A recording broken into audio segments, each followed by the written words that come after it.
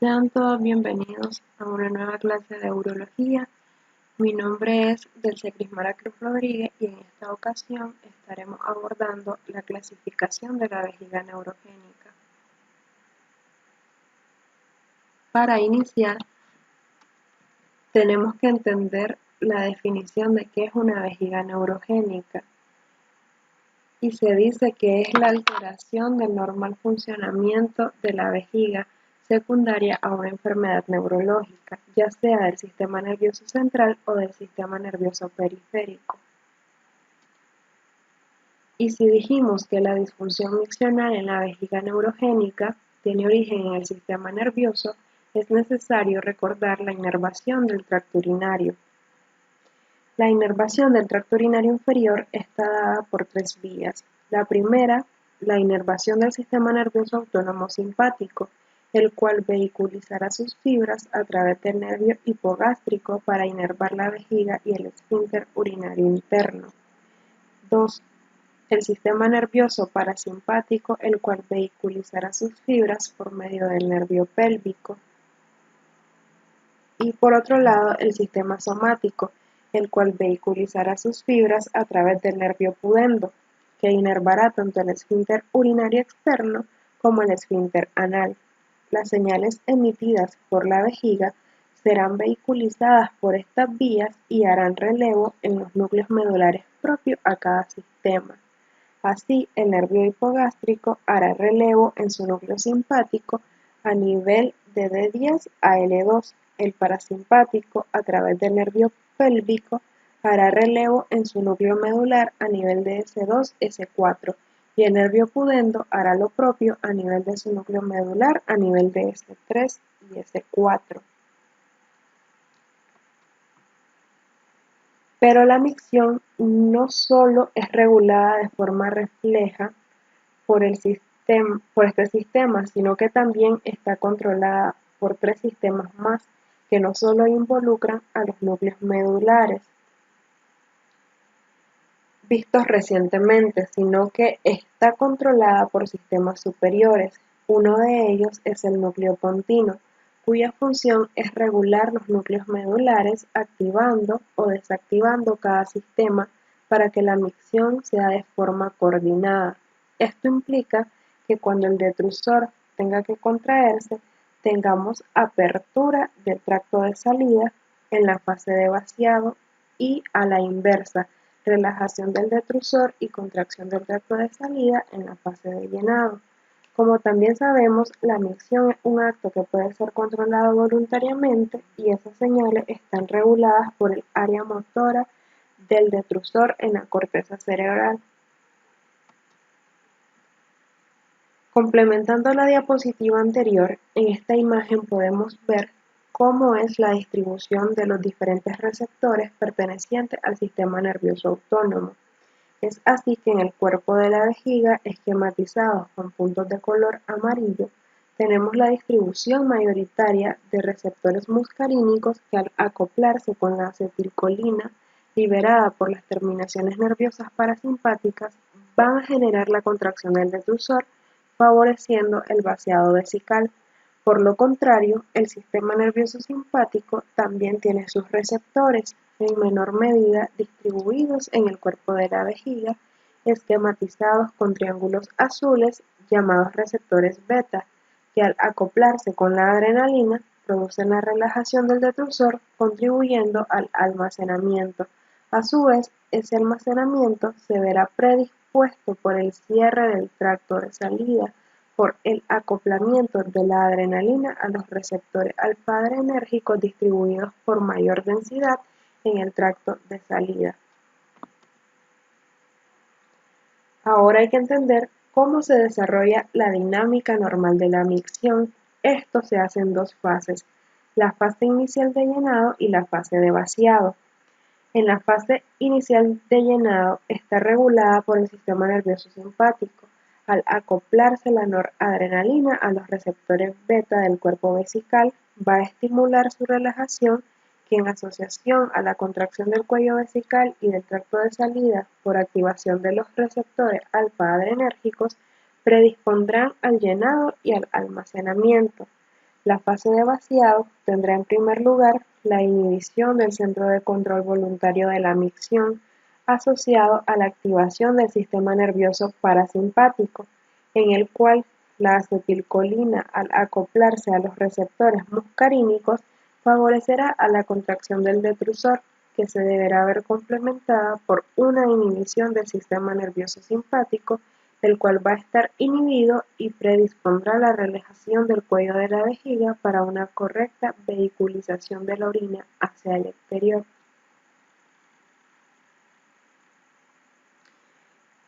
¿Cuál es la etiología de las vejigas neurogénicas? Bueno, haber repasado lo anterior permitirá comprender mejor cómo las diferentes lesiones del sistema nervioso van a determinar distintos patrones de dinámica vesical, por lo que aquí se resumen brevemente las principales causas que generarán lesiones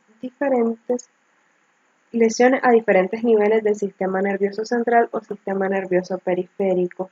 Así que las dividimos en aquellas causas que pueden generar lesiones cerebrales y entre las principales tenemos los traumatismos craneoencefálicos, ACV, tumores cerebrales, esclerosis múltiple, arteriosclerosis o Parkinson. En las lesiones del sistema nervioso a nivel de las médulas, la dividiremos según el sitio y extensión en donde ocurran, en lesiones medulares altas y las lesiones medulares bajas. Las principales causas son las traumáticas en la edad adulta y en la edad pediátrica están determinadas mayoritariamente por defectos en el cierre del tubo neural, como por ejemplo el mielomeningocele. Esto en lo que respecta a las lesiones del sistema nervioso central, pero también podrían haber vejigas neurogénicas como consecuencia de una enfermedad en los nervios periféricos, consecuencia de una enfermedad sistémica como la diabetes. Y aquí ya entraremos más en contexto con el tema en la clasificación de las vejigas neurogénicas. Existen diferentes formas de clasificar las vejigas neurogénicas, pero la más utilizada es la clasificación neurológica, ya que detalla el sitio y extensión de la lesión sobre el sistema nervioso. Así vamos a tener las vejigas neurogénicas a nivel de las lesiones cerebrales y vamos a encontrar la vejiga cerebral inestable o no inhibida. Son aquellas vejigas neurogénicas secundarias a lesiones cerebrales cuyo mecanismo fisiopatológico va a estar dado por la supresión del control voluntario de la micción, y esto se va a ver reflejado en el cuadro clínico que van a presentar estos pacientes. Vamos a encontrar una urodinamia con detrusor hiperactivo y con sinergia, ya que si hacemos una correlación con los datos de urodinamia, vamos a tener un detrusor hiperactivo, porque el estímulo del arco reflejo a nivel de los núcleos medulares se mantiene intacto y a su vez la micción será sinérgica. Esto quiere decir que cuando el detrusor se contraiga va a tener apertura del tracto de salida, es decir, habrá una micción normal pero no inhibida. También vamos a encontrar un deseo miccional consciente pero no inhibido. Entonces aquí el paciente va a tener una sensación de deseo miccional consciente pero no va a lograr inhibirlo. Y otra manifestación clínica será la incontinencia de orina.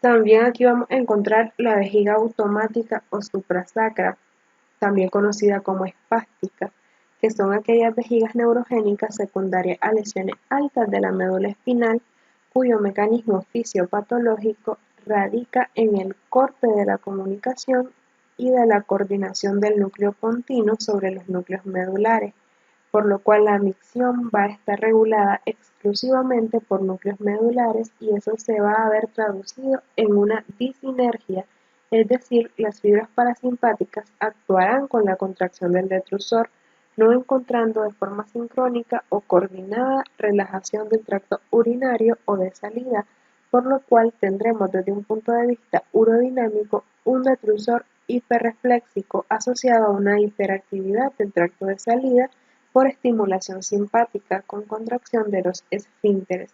Eso va a determinar que estas vejigas manejen altas presiones intravesicales con una falta de vaciado y aumento del residuo postmiccional, presentándose una clínica de la manera siguiente: encontraremos una urodinamia con un detrusor hiperrefléxico, disinergia e hiperactividad esfinteriana.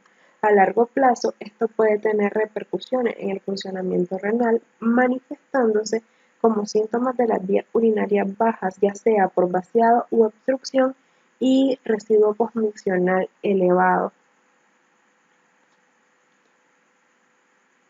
Por último, tendremos la vejiga autónoma o nuclear, también conocida como flácida. Son aquellas vejigas neurogénicas secundarias a lesiones bajas de la médula espinal, cuyo mecanismo fisiopatológico radica en la lesión de los núcleos medulares, es decir, se pierde el control reflejo de la micción, generando una hipoactividad sensorial donde el detrusor se va a contraer de forma deficiente asociado a una falta de resistencia en el tracto de salida por relajación de los esfínteres.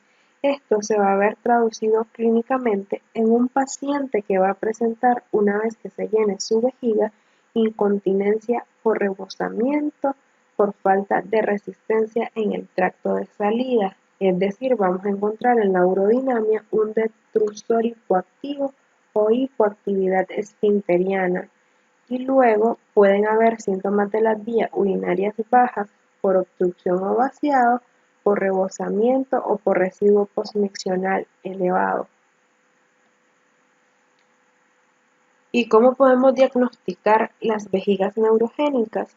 El diagnóstico se sustenta en tres pilares fundamentales. Primeramente, en el interrogatorio o anamnesis, donde se trata de dilucidar o entender los síntomas del tracto urinario inferior, aquellos que se presenten en la fase de llenado, como alteraciones de la frecuencia miccional, foliacuria, incontinencia y urgencia urinaria, y síntomas de la fase de vaciado, como debilidad en el chorro miccional, dificultad para iniciar o sostener la micción.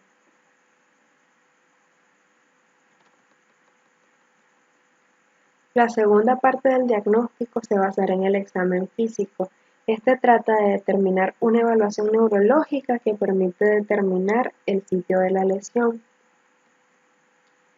Y por último, tenemos los exámenes de imagen, dentro de los cuales destacan la ecografía renovesical, que aporta información en cuanto a la morfología de la vejiga, características de sus paredes, si existe o no la presencia de residuos.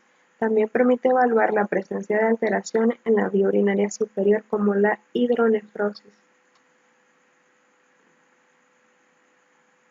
Otro examen importante es la cistouretrografía miccional, que permite evaluar de forma fidedigna la morfología de la vejiga, tratando de estimar también su capacidad, la regularidad de sus paredes, presencia o ausencia de alteraciones morfológicas, o si hay presencia de divertículos.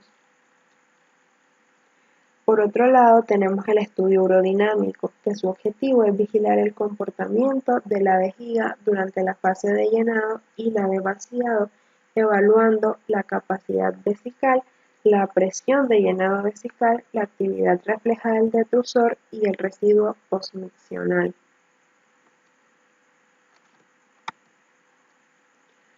Una vez diagnosticadas las vejigas neurogénicas, iniciaremos el tratamiento, que se basa en un sondeo o cateterismo, que evitan que la vejiga se inflame, ya que drenan la orina de manera continua a un colector. También tendremos que controlar la ingesta de líquidos. Para evitar poner estrés en la vejiga, se debe de beber pequeñas cantidades de líquido durante el día en vez de tomar grandes cantidades a una vez. Tendremos la terapia con medicamentos. Aquí hay ciertos medicamentos que reducen los espasmos y temblores musculares y otros medicamentos que producirán contracciones. Y como último recurso tendremos la cirugía, entre las que destacan el esfínter artificial, que consiste en una manga que cabe alrededor del cuello de la vejiga, un globo regulador de la presión y una bomba que infla la manga o puño. El globo se pone debajo de los músculos abdominales, la bomba se coloca en los labios vaginales en el caso de las mujeres y en el escroto en el caso de los hombres. Otros lugares incluyen debajo de la piel de la pared abdominal o en el muslo. Al activar la bomba, se manda un líquido desde la manga hasta el globo, lo que permite que el músculo del esfínter se relaje y deje pasar la orina. La manga se vuelve a inflar automáticamente en 3 o 5 minutos. La segunda opción es la desviación urinaria. Se crea un estroma, es decir, una apertura a través de la cual se manda la orina a una bolsa colectora. Y tendremos el aumento de la vejiga, también conocida como cistoplastía de aumento. Aquí se quitan algunos segmentos del intestino y se pegan a las paredes de la vejiga. Esto reduce la presión interior de la vejiga y aumenta su capacidad para almacenar la orina. Eso sería todo. Gracias por su atención.